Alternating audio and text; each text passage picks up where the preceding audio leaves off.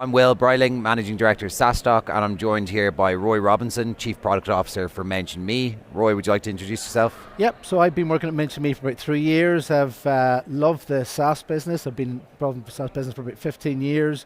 A couple of exits and IPO, so exciting journeys, and interesting to see the changes coming up now with technology, Gen AI and all that kind of stuff. Amazing. And Roy, you just led one of the boardroom conversations for Chief Product Officers. What's front of mind at the moment for CPOs going into 2025? What are they thinking about? I think everybody's thinking about how SaaS is changing. You know, there was so much VC money about for so long. You were able to invest in whatever you wanted to, take big bets. VCs were encouraging that, and whereas now with macroeconomic conditions, what we talked about was how are things changing for CPOs or product teams in general. How are they going about validating and making sure that they're building commercially successful features or products? I think that's first and foremost front of mind, how it's going to change how product teams build, scale, and build software going forward. The kind of new characteristics they need to look at in product managers, because one of the things we talked about was, I think that a few years ago, probably product managers maybe were spending 25% of their time validating ideas or hypotheses, 50% of their time working with their teams, 25% in other things, whereas now I think 50% of the time is actually validating what should they be working on next and trying to get that right, trying to get as much data as possible so that they can bring the business with them. That's a change mindset, and so there's a lot to be involved in helping teams to adopt that commercial mindset and obviously help the communication across the business. So I think product is starting to look at how their role within a SaaS organization is changing. And there's a lot of, as well as that, because of the rise of Gen AI and all those kind of things, how do they harness those things in a way that means that they're not just wasting time, but actually they're adding real value to the business? Yeah. And I think I've had multiple conversations over the last few days around the roles of the C-suite organization really changing, the evolution of the chief revenue officer or the chief financial officer. What does the next step look like for a CPO really? What's that evolutionary process looking like, or what's that transformation gonna be, do you think? Yeah, I think that traditionally CPOs and CTOs had to be maybe one and the same person had to be very close. Yeah. But what I've seen over the past couple of years is CPOs need to be really close to the CRO and the CFO now.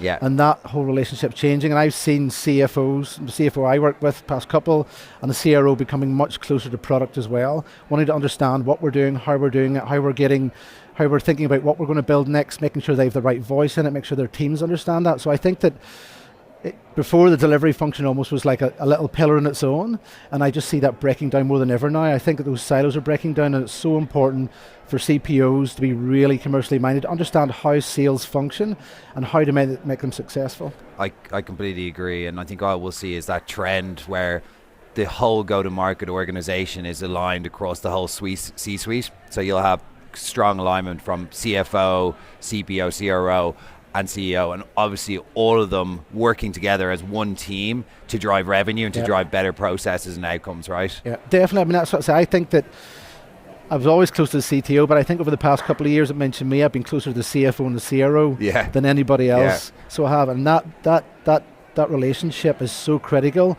to be able to make confident decisions and to give the board and the investors confidence that you're doing the right things. Yeah. And to give the CFO, all as well as that, give them the ammunition. They want to use money in the right way, but to give them the right kind of information to allow them to confidently make that case to the board if you want to make investments in new features or new products in the portfolio. So I think that relationship is really, really important now.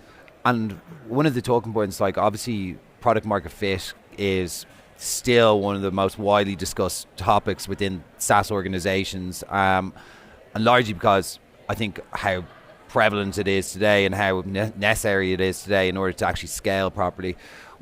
How important is it for the CPO, let's say the product officer, to be involved in that journey of finding product market fit? Yeah, I think it's critical. Yeah. And I think that one of the problems that there's been before with product market fit was that, and it's still the same, one person will define it, product market fit, differently than somebody else. They'll look at different metrics. You know, we're hitting ARR, brilliant, but they didn't look at NRR. Didn't look at what the churn was and the adoption. And now it's very important for a chief product officer to be in the middle of having those metrics readily available to them, so they can help define where the product market fit. But the other thing is that you have to be so close to sales to understand that, because product market fit on its own doesn't work. You need go-to-market fit, you need product content fit, and those three things together can't be done by just a CPO, but they have a strong voice in it. So it's making sure that you have the information, the data from Salesforce, your SaaS metrics, all of those things at hand, so that you can start to look at the early indicators whether you have product market fit, or even if you're going to lose product market fit. Because one of the biggest problems is that in the past is that somebody maybe hit product market fit really early, and the product team gets lazy. They start to listen to customers, go, we'd like a new button on this dashboard, or we'd like a new dashboard, or we'd like new screen here. Because they program it, it's okay at selling, but then when somebody comes up and disrupts them, the next thing they're behind the eight ball, and they're struggling then to be able to catch up and to overtake their competition, and they end up losing their job. You know what I mean? So it's really important that chief product officers are at the core of that. And if you could define, like, I think you said, like, there's so many definitions, a lot of, like, and it's a term it's thrown around a lot, right? But what could you give us a bit more clarity as to what do you perceive PMF to really be? For me, I read a really interesting post on LinkedIn recently. I can't remember who it was by, so I'm just going to take it as my own. But they talked about, basically, you want to tap into a demand that already exists. Yeah. So we just talk about problems, but sometimes people have a problem they won't pay you for. Whereas if there's a demand for something to make somebody's life better or improve that customer's life, then you're going to be able to tap into that. They'll have that demand whether you're there or not. People, unfortunately, there's so much SaaS about. The truth is, people don't really care about your software. You have to convince them that you're going to do something for them. Doesn't matter, it just happens you're solving it by software. And you can tap into that. You supply a solution to that demand they have for somebody to help them to do things easier or better or faster or smarter or more economical. And when it comes down to it, what you want to do for product market fit is, when you product market fit, is doing it for one customer segment so well that that customer segment will sell your software on your behalf. And for me, that's product market fit. What sometimes happen is, especially when sales have numbers to hit, and maybe you start to sell to one customer segment and you're doing quite well, but then they want to jump to another one because they can see a new revenue stream, and it's very easy then for businesses and product teams to get distracted. Whereas if you focus on that one customer segment, if you slow things down until you're sure that you've got that customer segment behind you, and they're willing to stand up and testify, give you case studies, do videos, do conferences with you, at that point, you've got product market fit. Do you think, like, the PMF has changed? Like, I mean, let's say, so 2019, I think it was probably at SaaStock, it was probably the number one discussed topic. How has it changed in, like, the last 5 years? Is it harder now for companies to obtain that status that they've found it? Like, So it's interesting because there's been a massive overselling of software over the past few years. We know that, and that's going to change things. We'll come to that in a moment. But I think previously you could afford to have bloated software and to look as if you almost had product market fit, because somebody was going to buy it. People had budgets, so you could probably do quite well in sales. You would hit a roadblock at a certain stage in your scaling, but actually, that might be 8 million revenue, maybe 10 million ARR, 12 million, 15 million. And at some point you'd hit a plateau and you'd have to rethink and you have to double down again. I think now, because of that overselling of software, SaaS software over the past number of years, there's no new budget, so everything is going to have to be rip and replace. You're going to be your budget that goes to you is going to be taking somebody else's budget away. Yeah. And so it's more critical than ever that your software solves one problem really well and really simply, whereas before you could end up with that bloated software. And for me, that's a positive thing in a way. Yeah. Because it gives product teams much more discipline to make sure that it's not vanity projects, they're not building vaporware, but actually what they're going to build is going to be commercially successful and solve real problems. Yeah, and I think, like, you also, like, wanted the product to be really, really sticky, right? And, like, I think that's really important. So, like, how does, like, let's say product-led growth, how does that come into companies trying to find product market fit? Is it an inhibitor? Does it accelerate things? Because obviously the freemium models, like, again, is it a good thing? Is it a bad thing? Does it allow for super stickiness? Yeah. Like, I mean, I'm a huge believer in product-led growth. Now, interestingly, I haven't really worked in any software companies that we could do that because it was quite complex enterprise software. Sure, yeah.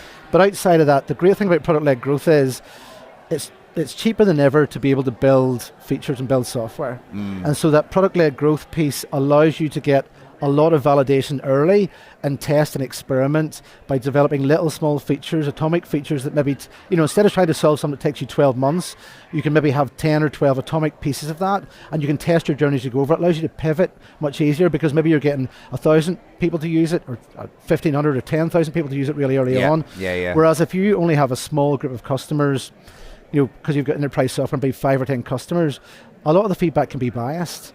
And it's very difficult to get past that and to be able to speak to people that's not going to be as biased. And that's why I find that that you've product-led growth maybe for much more of that kind of fast-moving consumer-like software. Enterprise software are much more now relying on customer advisory boards. And people that aren't customers, but people that you would like to be customers, people that's going to tell you when you're talking rubbish or your software is rubbish. And that balances that. Because you can't do PLG, that kind of balances it, because again, you're getting that better feedback. So there's a lot of early stage companies here, a lot of growth stage companies here. Let's say for the founders who are just at the beginning of their startup journey, what advice would you give them? It's interesting because if you look at there's not one piece of advice fits all, because there's different types of founders. Sure. I've worked with lots of different founders. You might have a very technical founder who's maybe been a programmer or something like that before, software engineer, and they just like to go out and build stuff and throw it in front of people, and they run before they can walk. Sometimes you don't think about how the software is going to scale necessarily, or how you're going to sell it, how you're going to take it to market. So for people like that, what I say is try and get balance in your decision making. Try and find somebody who's going to complement your skill sets, but is not going to be scared to give you the tough opinions. Do you know what I mean? Because you might think you have the coolest solution to a problem in the world, the best UX in the world, but actually, because you're not commercially minded, you need somebody that's going to give you that mindset. Yeah, but how are we going to talk about this? How are we going to take it to market? How are we going to onboard people? How are we going to make sure they're sticky enough? How are we going to do the licensing, the pricing? And very early on, it's very important to get that. Now, it might be that's through the likes of Dogpatch Labs or through meeting people at SaaStock. That's the kind of things. Then on the other side, you maybe get somebody, a founder who's like a subject matter expert in a specific field. Maybe they've worked in financial services for years, or in the legal profession for years, or the medical profession. They know the subject inside out, but the technical side's missing. And so they don't understand the limitations or how hard it can be to deliver certain solutions to problems, how long it's going to take to build it, or how to make it scalable. So again, it's very important that they have that balance of someone early on who can give them another side that they're missing. Because then what that does is that rounds it out. And then as you scale your business, as you go from that first kernel of a business, 2 people, 3 people, 1 person, as you start to scale in maybe through seed and through Series A, always trying to keep that team balanced. Because otherwise it becomes like an echo chamber. Where the CEO is always right and we're just going to do what he says anyway. And sometimes you can get lucky and that's okay. But a lot of times that's going to hit a brick wall sometimes earlier, sometimes later. Yeah, no, of course. So we've discussed so getting going, and you've also touched on maintaining it and how important that is, because teams can get complacent, right? Where they think that they're in a great place and that they've found PMF or whatever. What advice would you give to that to ensure that teams keep pushing and they keep going, and how important that is? Well, it's interesting because going back to what we were saying at the executive boardroom, what we see now is product teams are going to be smaller. They need to focus much more on making sure they're building the right thing. But the other thing they need to do is always looking for ways to disrupt their own commercial model. Apple are genius at that. If you think about, they invented the iPod, there were billions of dollars in revenue from it. They destroyed it by bringing out the iPhone. And I think it was Steve Jobs said, or someone much smarter than me said, that if we don't disrupt our own revenue streams every 2 years, somebody else will come and do it from a garage somewhere. And so one of the things I would say is, if you're not lucky enough, the hard work and a bit of luck to get product market fit, you should be constantly looking at disrupting that revenue stream within 18 months, 24 months. How can we look to cannibalize our own revenue stream with our existing customer base, and testing that with customers? Because again, if you don't, especially because it's so much easier now with code pilots and all this kind of stuff to create software solutions, that's the only way you're going to be able to keep relevant to your existing customers and to future customers. And let's say if, depending on what your go-to-market motion is, or who you're targeting, if you're going for a full enterprise play, what are the differences that product teams need to think about, depending on who you're serving and how the product is and the sales cycles and all these kind of things? How are product teams differentiating their thought processes? I think, again, for me, execution comes down to people, process, and strategy. Right. So Well, anytime I go into a new role, one of the first things I do is work with the CEO or the CTO and the leadership team to develop what is our growth strategy for 3 to 5 years. So that's going to help you to understand, are we working with SME, are we working with consumers, direct to consumer, are we working with enterprise? Sure. And once you understand that, then it's going back to look at, okay, identifying our ICP, our core target segments, our buyer personas, and then going to validate what is the most pressing problem we can solve for them. Yeah. And once you do that, then it's understanding how complex that's going to be to do. Yeah. So enterprise is typically a lot more complex because Sure. you're selling into these massive organizations. The sales cycle is so much longer. And so what you're looking to do is they want something, they crave innovation, but they also don't want it de-risked. Yeah. You know? Yeah, yeah. And so it's very much, for a product team, keeping that in mind is how can we really allow these businesses to leverage the latest technologies but de-risk it for them, because that's what they're worried about, is they're going to spend $500,000, $1 million on this thing, it's going to sit on the shelf for 12 or 18 months, or it's going to screw up the relationship with their customers. Yeah. I think for SMEs then, the way product teams should think about it is really iterating as fast as possible and as cheaply as possible. And that might mean before you even write a line of code, is being able to come up with what the story first approach, what we used to do at Rapid7 was. Yeah. Get the product manager together with a UX designer and a product marketing manager on day one, look at your candidates and write the press release. I know Google did this, they pioneered it. Write the press release on day one and then take it out to existing customers. Take it out to the market and say, look, if we're announcing this in 6 months or 3 months, would this get you excited? What would you want to know? What is it not telling you? What's it not doing for you? Yeah. Getting that feedback early, because if they're not excited about it then, you're not going to be excited about it when you invested of course. £500,000 in it, Yeah. So that's what I would say. Roy, we have time for one more question. What do you think's like going to be the top trend in SaaS? Like, what's one thing that we're going to see next year across the industry? I think it's probably in the next 2 years. So Gen AI and this AI revolution, at the moment, we've been embracing it at Mention Me, and lots of people have been investing in it obviously as well. But it's only really been able to be used at the experimentation phase at the moment. So I'll give you an example. Yeah. So we've been looking at building a co-pilot that can tell marketing teams, okay, we've taken all your data about your Facebook campaigns, your digital campaigns, your website, your sales and everything else, and we want to be able to tell you where you should spend your time, because marketing teams are small. Should you spend more time on digital? Should you spend more time on referral or advocacy? Should you spend more time on cross-sell, upsell, et cetera, et cetera? But the models and the technology is not there where you can have that in real time, where they can just hit a button and the team will come in on a Monday and they'll be able to confidently believe that this is what they should be doing. Sure. And so I think over the next 2 years, you're going to see that shift, probably by 26, of Gen AI and the AI technology we see today moving into that execution phase. And I think that's going to be a huge change. Awesome. Well, Roy, it's been an absolute pleasure. Thank Really you. appreciate it. Yeah, Thank you. Thank you.